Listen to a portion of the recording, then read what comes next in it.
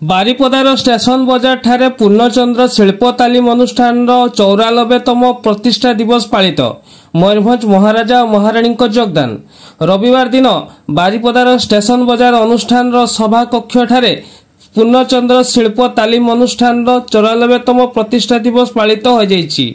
मयूरभंज महाराजा प्रताप चंद्र भंजदेव द्वारा तांको अग्रज दिव्यंगत पूर्णचंद्र भंजदेव नाम बारिपदा ठारे 1931 मसीह प्रतिष्ठित ओडिशार प्रथम वैषयिक शिल्प तालीम अनुष्ठान 94तम प्रतिष्ठा दिवस अध्यक्ष हरिभक्त महांत पौरोहित पालित हो जाइछि।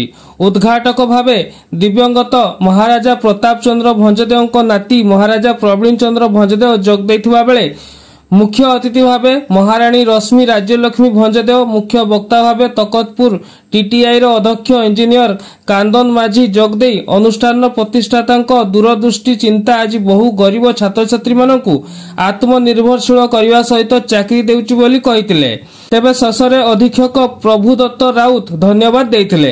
अनुष्ठान अवसरप्राप्त कर्मचारी गिरिधारी बेहेरा परलोक पई 1 मिनिट नीरव प्रार्थना करा जायथिला।